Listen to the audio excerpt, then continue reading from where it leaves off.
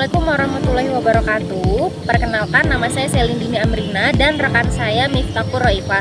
Di sini kami akan membahas mengenai pengertian zakat, wakaf, infak, dan sedekah, yaitu hasil dari penelitian kami. Yang pertama yaitu zakat. Zakat bermakna bertambah dan berkembang. Dan zakat menurut bahasa berarti nama atau kesuburan, tumbuh, dan berkembang. Zakat diharapkan akan mendatangkan kesuburan dan tumbuhnya pahala-pahala dari amal ini. Jika diharapkan akan mensucikan jiwa-jiwa orang yang telah berzakat atau muzaki, dan harta yang telah dizakati menjadi suci dari hal-hal yang mengotori dari segala sesuatu yang subhat. Kemudian yang kedua yaitu infak. Kata infak berasal dari anfaku yuntiku, artinya membelanjakan atau membiayai. Infak menjadi khusus ketika dikaitkan dengan upaya realisasi perintah-perintah Allah Subhanahu wa taala. Nah, dengan demikian, infak hanya berkaitan dengan bentuk materi, sedangkan menurut terminologi syariat infak berarti mengeluarkan sebagian dari harta atau pendapatan suatu untuk kepentingan yang diperintahkan oleh ajaran Islam. Kemudian yang ketiga yaitu wakaf. Wakaf menurut bahasa Arab yaitu al-habsu, yang berasal dari kata kerja habasa hubsan, yaitu menjauhkan orang dari sesuatu atau memenjarakan. Kemudian kata ini berkembang menjadi habasa dan berarti mewakafkan harta karena Allah Subhanahu wa taala. Kemudian yang keempat ada sedekah. Nah, kata sedekah berasal dari kata sodakoh yang berarti benar. Sedekah merupakan sebuah pemberian yang dilakukan secara spontan dan sukarela dari seorang muslim untuk orang lain tanpa adanya batasan waktu dan jumlah. Nah, kemudian perbedaan wakaf, zakat, infak, dan sedekah.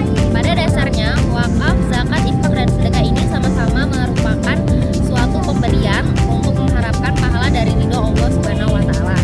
Nah, dari sisi hukum wakaf, infak, dan sedekah, hukumnya sunnah yang jumlah waktu dan penerimaan tidak ditentukan atau fleksibel. Nah, sedangkan zakat hukumnya wajib yang jumlah waktu dan penerimaannya sudah ditentukan. Nah, kemudian untuk penerimaan manfaat, wakaf ini fleksibel ya. Kemudian untuk zakat itu ditentukan ada 8 golongan. Untuk infak itu juga fleksibel dan sedekah juga penerima manfaatnya itu fleksibel.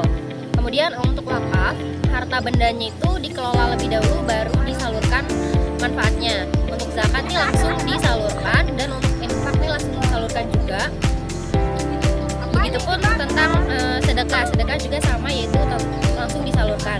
Kemudian manfaat wakaf, zakat, infak, dan sedekah. Yang pertama, manfaatnya itu memudahkan orang lain yang mendapatkan kesulitan. Jadi salah satu manfaat dari keempat ibadah tersebut adalah untuk memudahkan orang lain yang mengalami kesulitan, karena pada dasarnya keempat ibadah tersebut dilakukan untuk membantu mengurangi masalah atau kesulitan yang dimiliki oleh orang lain atau lingkungan.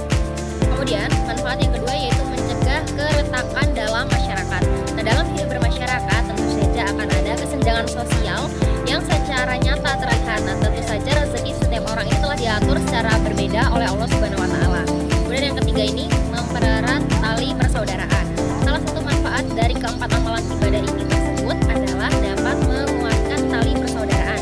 Banyak hal baik yang bisa didapatkan ketika sedang melakukan keempat amalan ibadah tersebut. Kemudian yang keempat ini ada mendapatkan kesempatan masuk surga. Nah, salah satu manfaat yang diinginkan oleh umat muslim dari keempat amalan tersebut tentunya yaitu masuk surga. Ada banyak cara untuk mendapatkan kesempatan masuk surga, yaitu salah satunya dengan menjalankan salah satu dari keempat amalan ibadah tersebut. Kemudian manfaat yang kelima yaitu dapat menghapus dosa. Nah, manfaat lain dari melakukan keempat amalan tersebut adalah sebagai penghapusan dosa-dosa atas perbuatan buruk yang pernah dilakukan selama hidup di dunia. Kemudian yang keenam yaitu memberkahi dan mensucikan jiwa. Nah, meskipun memiliki perbedaan zakat, infak, sedekah, dan wakaf secara arti, tetapi manfaat dari keempat ibadah tersebut adalah untuk memberkahi dan mensucikan jiwa serta harta yang dimiliki. Kemudian yang ketujuh manfaatnya yaitu bekal di akhirat. Nah, untuk tidak hanya di dunia saja, tetapi keempat amalan ibadah tersebut nantinya juga menjadi bekal di akhirat sebagai penolong atas segala amal perbuatan yang kita lakukan di dunia. Selanjutnya yaitu manfaat yang ke-8, melembutkan hati yang keras. Nah, salah satu manfaat yang diperoleh dari melakukan keempat ibadah tersebut adalah melembutkan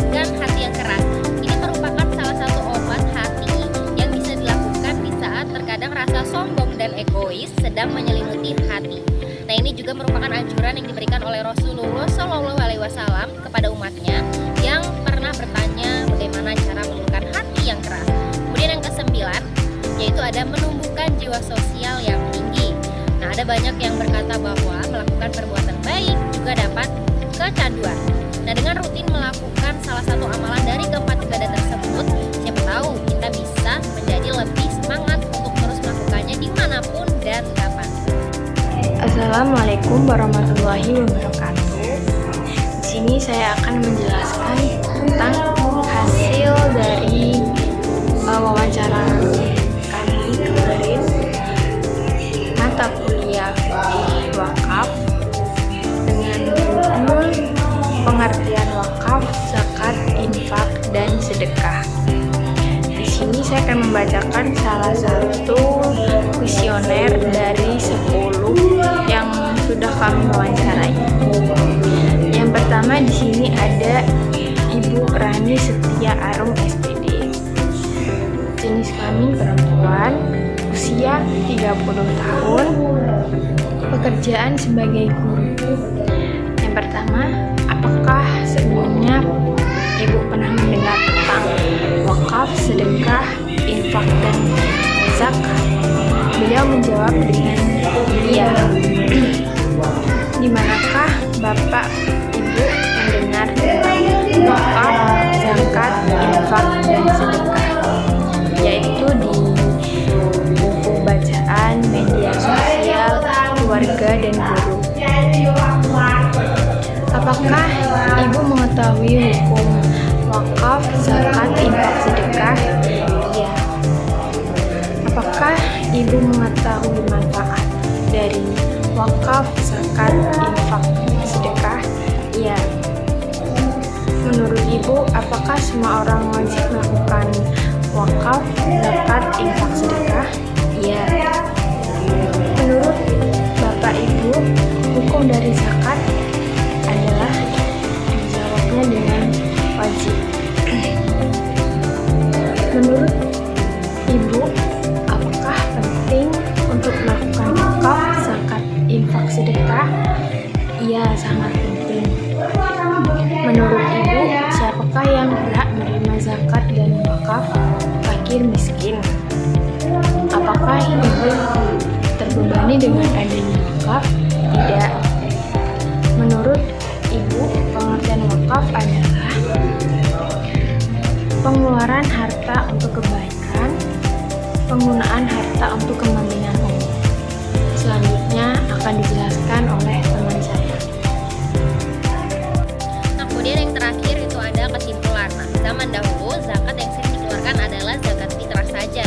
Padahal terdapat beberapa macam zakat, antara lain yang wajib dikeluarkan oleh umat Islam, nah, seperti zakat penghasilan, perdagangan, pertanian, zakat saham, dan lainnya.